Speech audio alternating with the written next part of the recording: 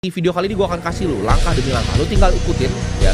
Gue akan kasih ide-idenya dan gue kasih caranya bagaimana lu bisa nyampe 100 juta income per bulan. Untuk bisa dapetin 100 juta per bulan, lu harus stop yang namanya jualin waktu lu. Karena waktu lu tuh cuma 24 jam ya.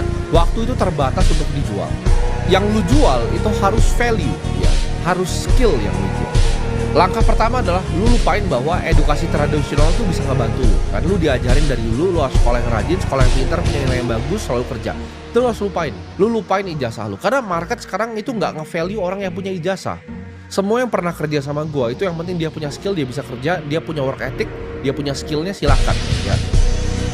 Jadi game dari mendapatkan uang atau value creation itu sama.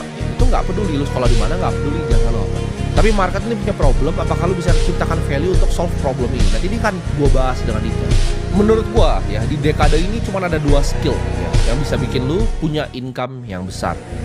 Skill pertama yang gue akan bahas adalah skill building ya. Building ini apa maksudnya? Adalah building produk. Antara building produk yang bisa nge-service orang lain ya, bisa jadi jasa untuk orang lain. Jadi building kuncinya. Dan building ini jauh lebih gampang karena era zaman sekarang tuh dengan AI. Kalau teman-teman suka tanya gue ya, Timothy ini harus ulang dari nol. Gue kan mungkin mulai jadi seorang builder ya.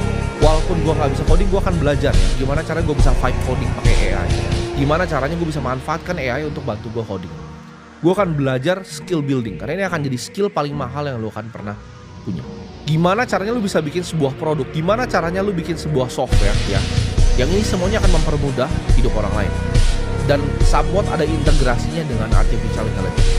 Contohnya ya, buat orang-orang yang bikin konten seperti gue seperti ini, kalau lu bisa bikin software, gimana caranya bikin AI content factory ya. Jadi ketika gue upload ini, AI lu udah potong, lu bikin sistem distribusi sendiri.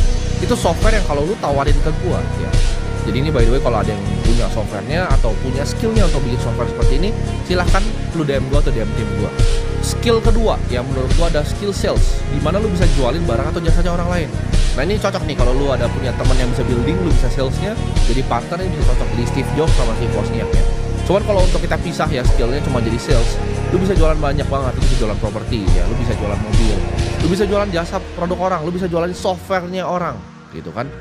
Lu bisa jadi sales untuk software orang yang emang udah jalan. Misalnya CRM yang besar, lu jadi salesnya di perusahaan itu, lu bisa dapat komisi ya. Lu nggak cuma dapat gaji, tapi lu dapat berdasarkan komisi. Karena paling gampang dapat duit cuma dari gue itu menurut gue. Lu bisa building produk ya, jasa yang bisa dipakai untuk banyak orang. Itu tadi gue cari yang cara paling efisien yang duitnya paling banyak ya, dengan cost paling sedikit. Kalau lu misalnya zaman dulu kayak zaman gue bisa bikin agency marketing juga, lu